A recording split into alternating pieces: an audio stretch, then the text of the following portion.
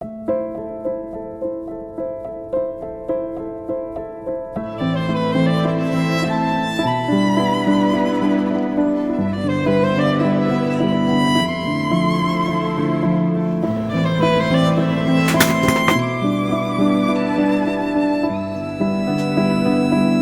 beyaz ve üzeri yeşilimsi oluyor.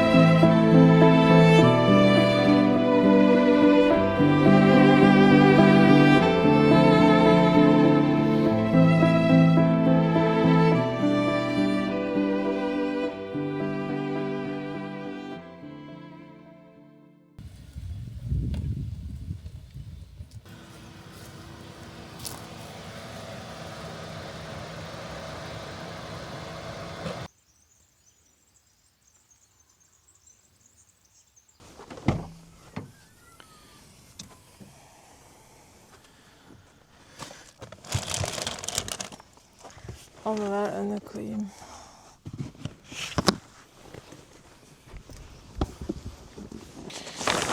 İki kat kalsın bu çünkü bu çadır ufak. Evet.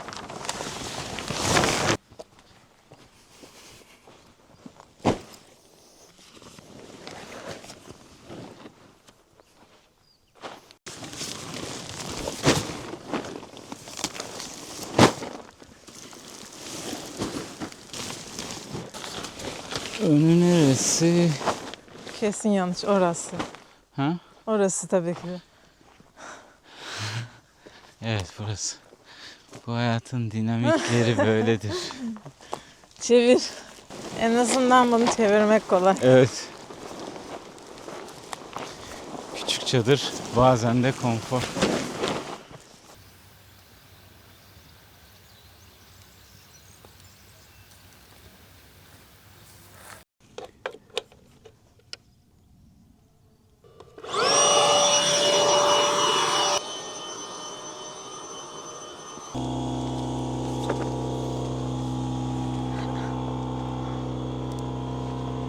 Şeyma, ben Çok bile tatlı. Gitme. Barış, kolumda bir şey çıkmış. peygamber devesidir merak etme. Çok güzel ya. Beslesek mi? Beslenir ki bu. Fırat gibi. Çok güzel bu ya. Bakışları falan.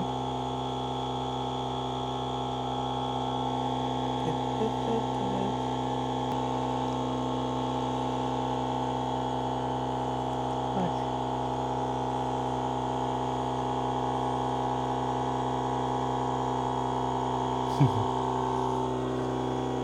Salıyorum. Haydi. Aa, gitmiyor.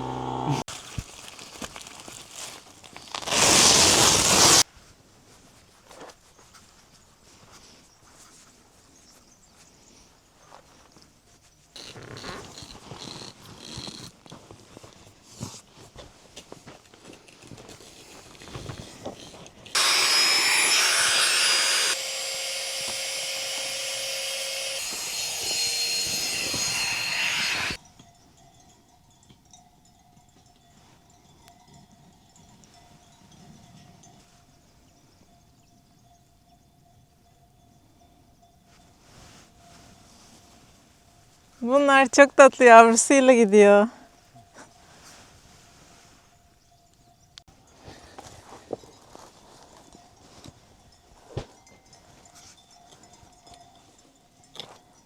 Gitmez bu. Bir dakika sen gitme o kadar.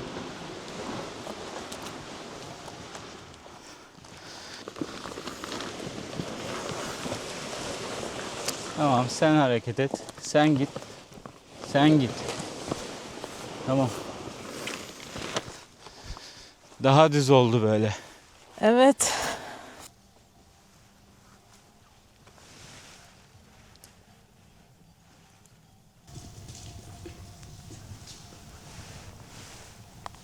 Şu iki ara boru. Bir tane de son vereceğim. Şöyle takacağız.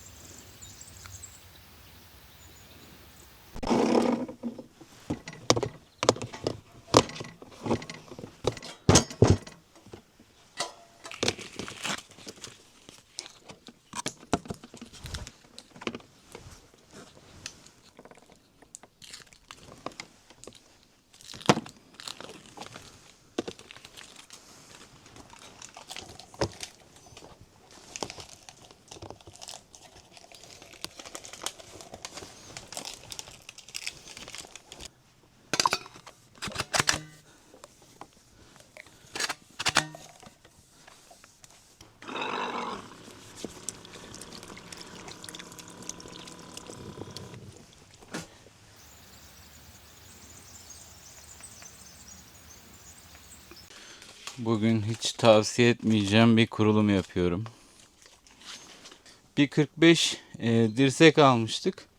Yetişmedi. O yüzden bugün böyle idareten baca bantlarıyla kullanacağız sobayı. Ya bu da bunlar için üretilmiş bir ürün. Sakıncası yok ama ya çok fazla da tavsiye edilebilecek bir şey değil.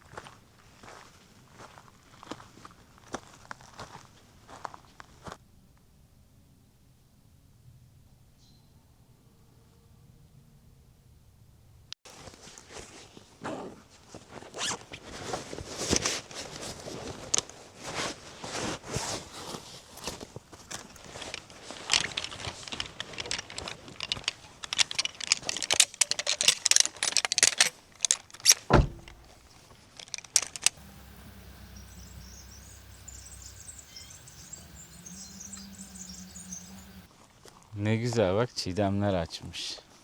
Çiğdem de değil mi bunların adı? Evet, Çiğdem. Morların adı Çiğdem'di ama bunların ismi sanki Çiğdem gibi gelmiyor bana ya. Sanki Nergis daha çok yakışmaz mı buna? Uygulama var da internet galiba çekmiyor. Bir dakika. İnternet çekmiyor. Şöyle yapalım. Fotoğrafını çekelim. Şimdi bu türü tanımlamak için tabi altını falan da çekmen gerekiyor. Daha iyi sonuç versin diye. Barış baksana. Bayağı bir gömülü mantar. Aa ne tatlı. Ha, şey yok. Top top. Kökü yok gibi. Acaba ne mantarı bu? Ay. Bayağı da sert. O kadar sert. Evet. İçi beyaz. Süngerimsi. Şuralarda da var. Çok güzel bir şey gibi durmuyor. Çok sünger.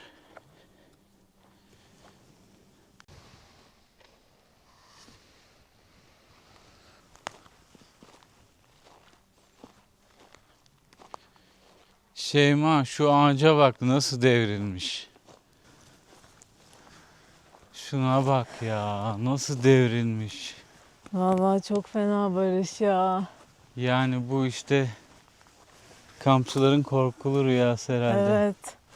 İşte hep devrilir mi acaba deyip bakıp sağlam görünüyor ya. Dediğimiz ağaçlar var ya, işte onlardan biri. Ve yani şunun Allah korusun devrildiğini düşünsene ya. Çadır, ne çadırı yani, arabayı falan bile ezer bu. Bak kırılan Evet. yere bak.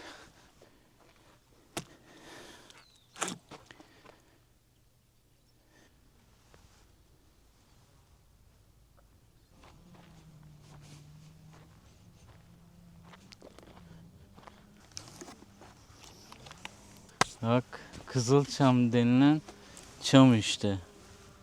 İçi bile kızıl. Evet. Odun cennetindeyiz. İnanılmaz fazla odun var ya.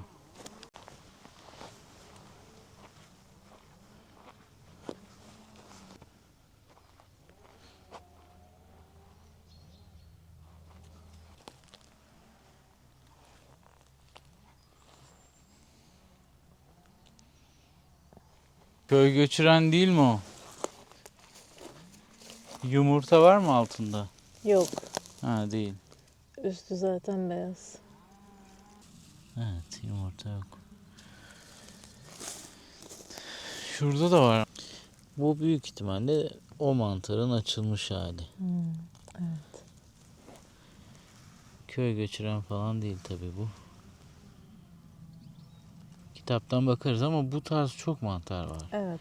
Yani bu böyle karakteristik bir şeyi emin olmak lazım. Yani beyaz renkli, özellikle beyaz olan mantarları kesinlikle toplayıp da öyle yememek lazım. Bu çayır mantarına benziyor bu arada. Evet ama şuna bile, o çayır mantarına benzeyen bile o kadar çok tür var ki. Evet. Bir bakalım. Sen kitabını getirmiştin galiba. Evet.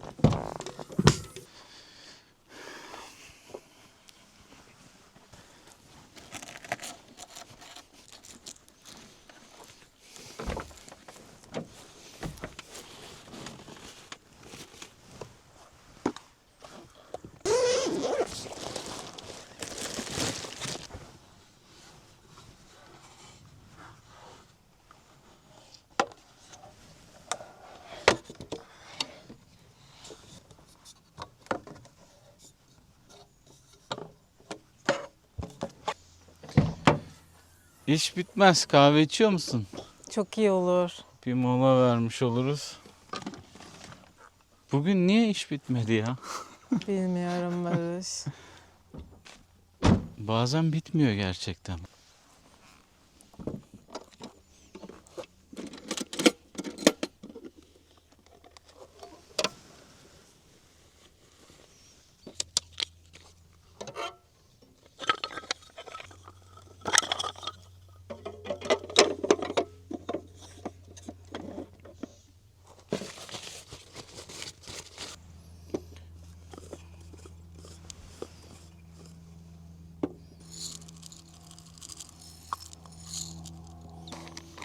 Bugün sana çok özel bir kahve yapıyorum.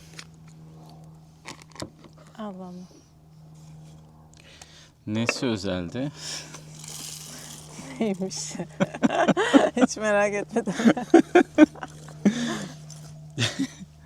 Hiçbir özelliği yok. Bildiğimiz kahve. 11, 12, 13, 14, 15, 16, 17, 18.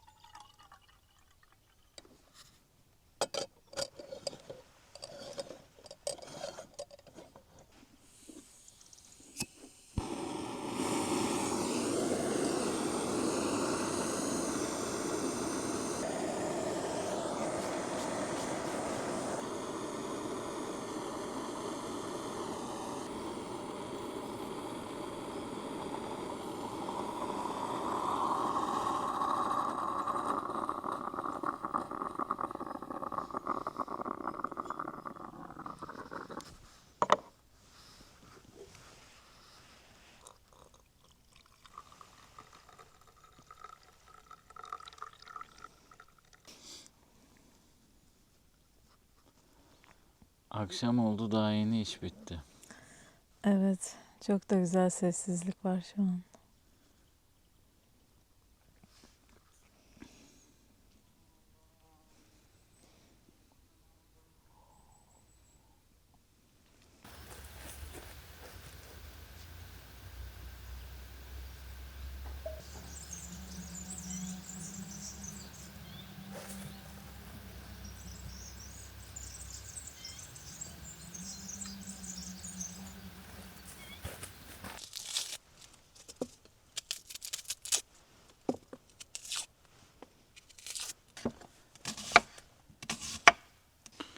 Şefim, menüde ne var bu akşam?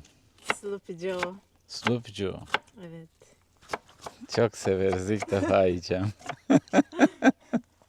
Büyük parça soğanları hiç sevmediği için olabildiğince küçültmeye çalışıyorum. Yok yok. Hakkı büyük soğansa büyük soğan olarak yeriz.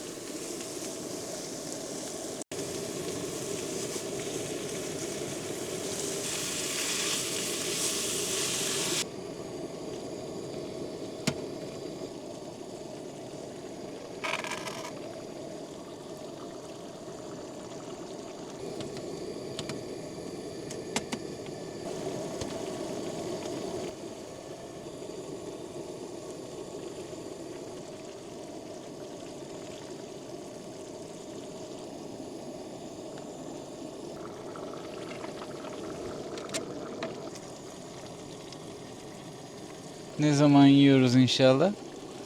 Yani bir 15 dakika falan belki.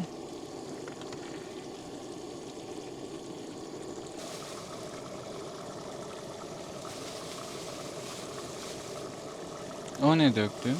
Esmer şeker.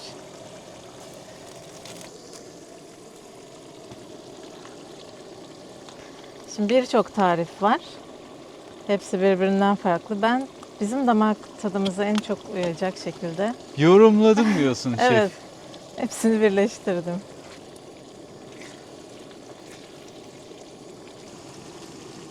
Evet, şimdi son dokunuş. Bu son dokunuşu da bir kovboy abimizden gördüm.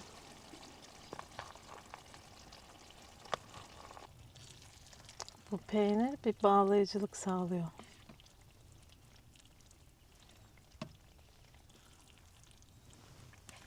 Daha da dök o zaman.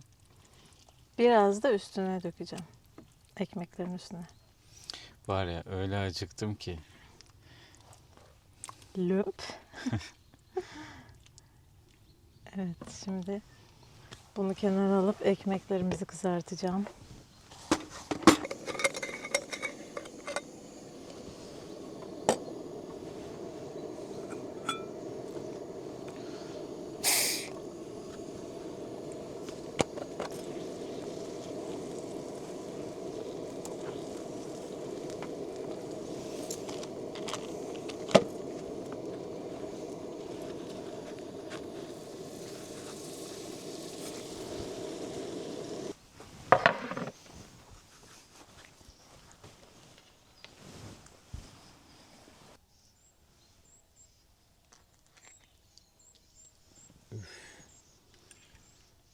Var ya hiç.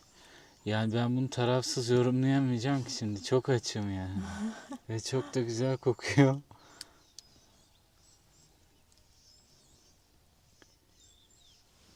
Yani buna kötü diyemem ya. Mümkün değil yani.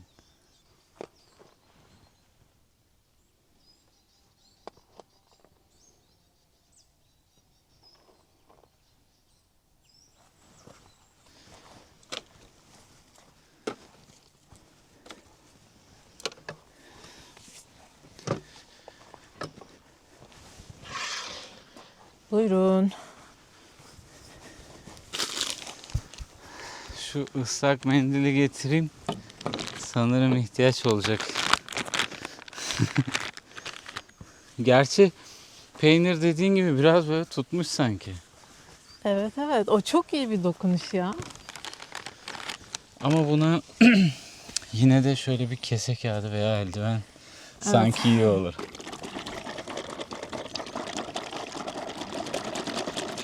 Bu haldeyken üzerine ketçap mayonez falan sıkılmıyor mu? Zaten içinde ketçap İçinde var. var, barbekü sos var, hardal var. Haydi afiyet olsun. Teşekkürler.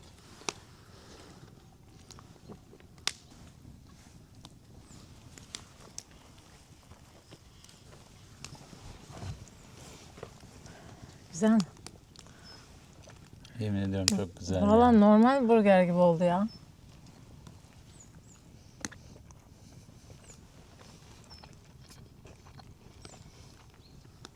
Gerçekten çok güzel. Bu kadar iyi olacağını düşünmemiştim.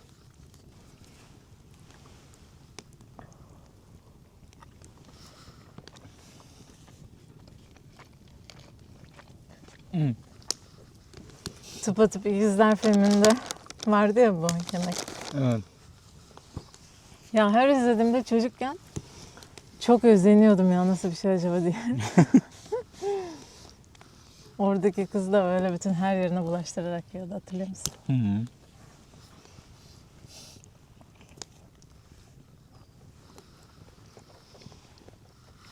Bu zaten kalabalık yerlerde, işte yemekhane, hapishane öyle yerlerde yapılan bir şeymiş.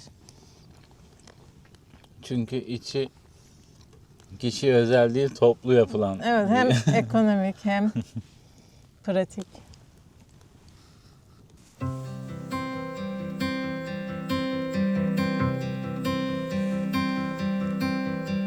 Darling, I know it's hard to let go. Soon I will hold you again. Longer days when I'm away, but we'll both pretend to be bold. Darling, I've never been bold.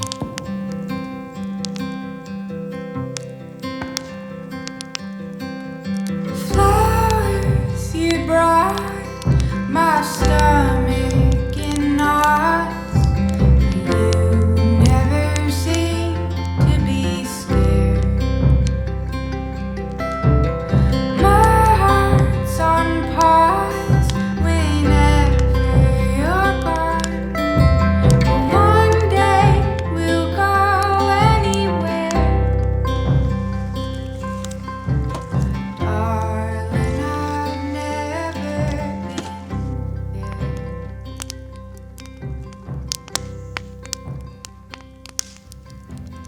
We will travel many.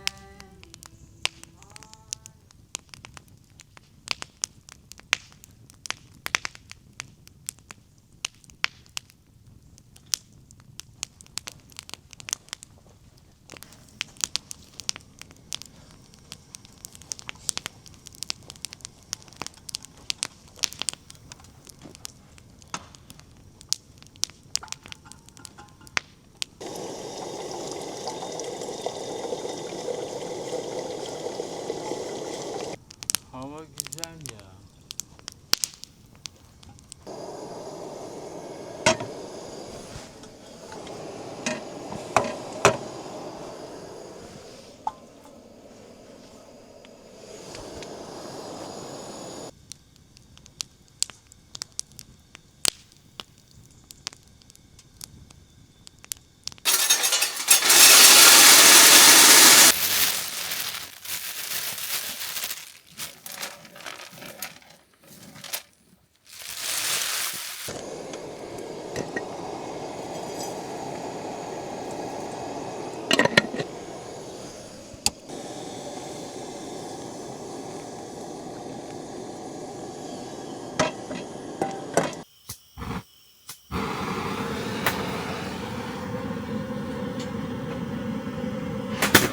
Ana. Barış.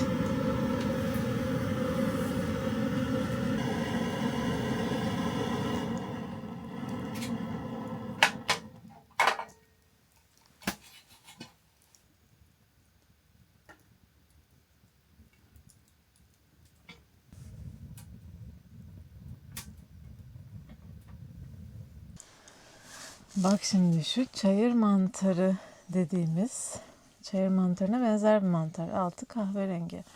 Şu mesela lezzetli diyor. Ona benziyor. Ama bak şu yine altı kahverengi. Ona çok benziyor. Üstü birazcık sadece Evet. dalgalı. Bu öyle değil. Bu daha az lezzetli. Şu mesela zehirli. Bu da ona çok benziyor. Bunun altında şurada yüzüğü var. Bilezik mi yüzük mü deniyor, bir şey deniyor. Çok ölümcül değil ama işte böbrek sorunları falan, mide sorunları yapabilir. Ve bu da ona benziyor ve bu da zehirli. Evet. Yani ona altı kahverengi. Bak hepsi altı kahverengi yani. Her gördüğünüz mantarı çayır mantarı diye soğanla kavuralım demiyoruz.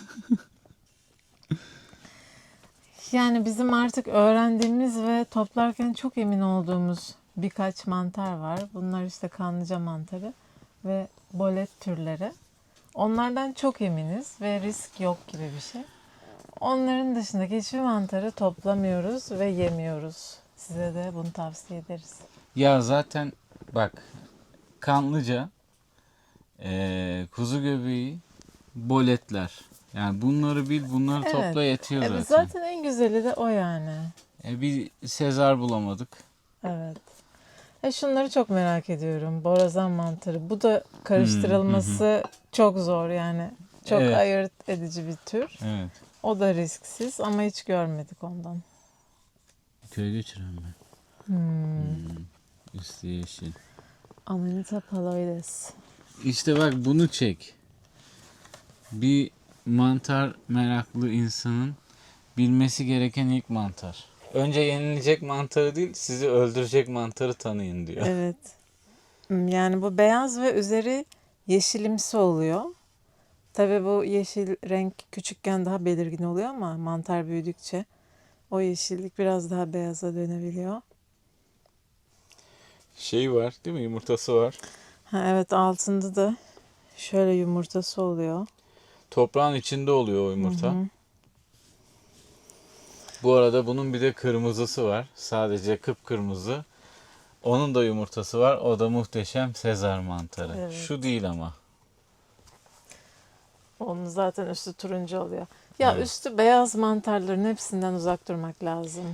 Mantar topluyorsanız eğer ya da öğrenmek gibi bir hobi edinmek istiyorsanız Gilbert Barucha'nın bu kitabını tavsiye ederiz.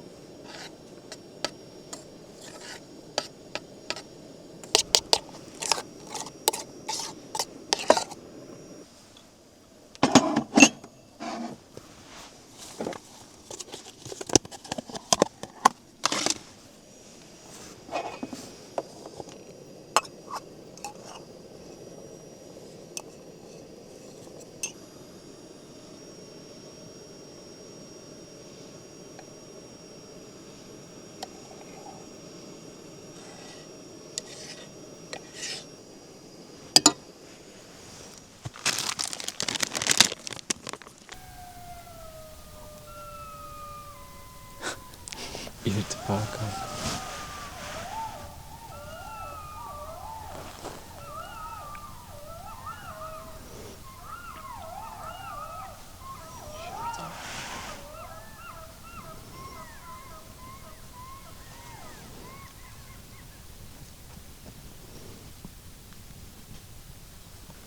Bu kadar.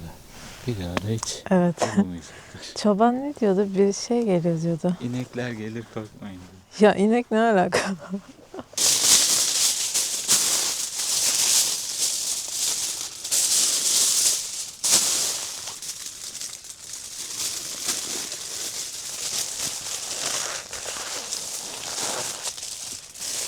Üzerleri yanmasın diye mi yapıyorsun?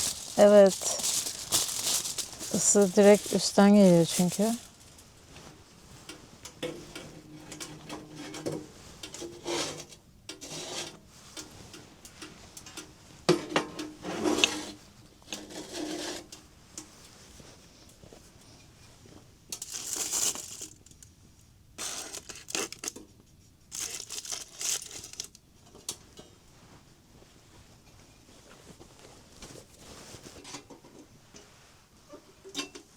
Oldu mu diyorsun? Aa, bakacağız.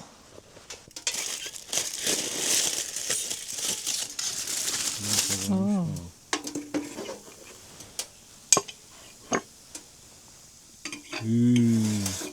Çok güzel kokuyor. Evet. Tut bir anda ellerini. Burası 250 derece yazıyor. Çok iyi.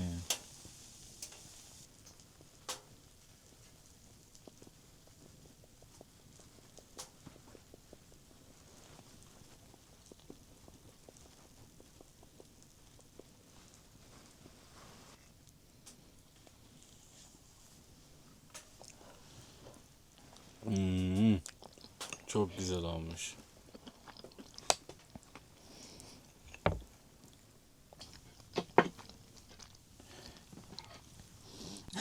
Bilmeden aldım. Aslında çok sıcak değil de. Dizime koydum. Bakayım dizim ısınıyor. Dizinin ısınmaya neden ihtiyacı var? Yaşlılık.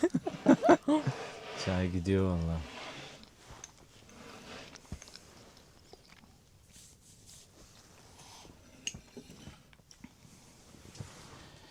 Güzel bir belgesel var. Bakalım. Bayağı iyi demişler ama.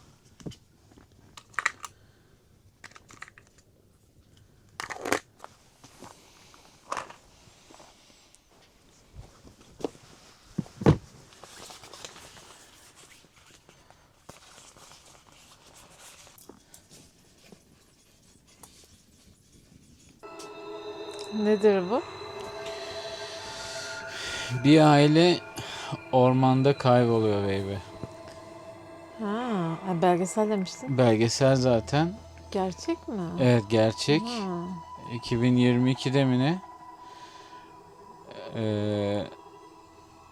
Geçen sene Netflix yapmış. Bu sene de National Geographic yapıyor. Uçak kazasında. Hadi ya, hiç duymadım. Yeni zaten, çok şey değil. Yeni bu. My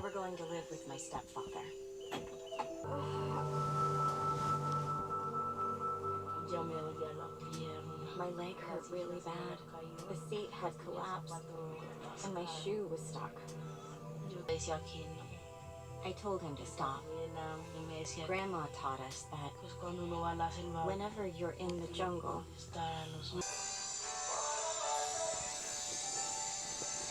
Of course, with all that disturbance,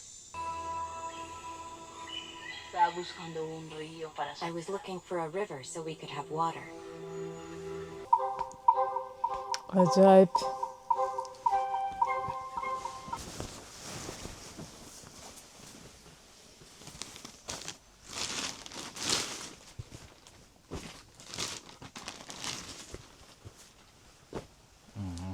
Sıcacık bir uyku beni bekliyor. Evet. Sobanın bu tarafında sen mi varsın, ben mi varım?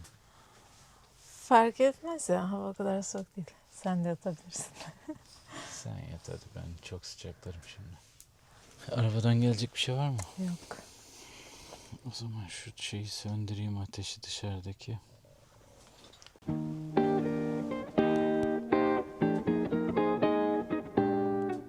I know sooner or later it will come. The day that I know I'm in love. Will it feel warm and dry like a kiss in July? Will it chill down my bones? Will it cool like the snow? And I look at my window to see what the universe has in store for me. People passing by in the street will be smiling at me, 'cause they already know what it's like being in love.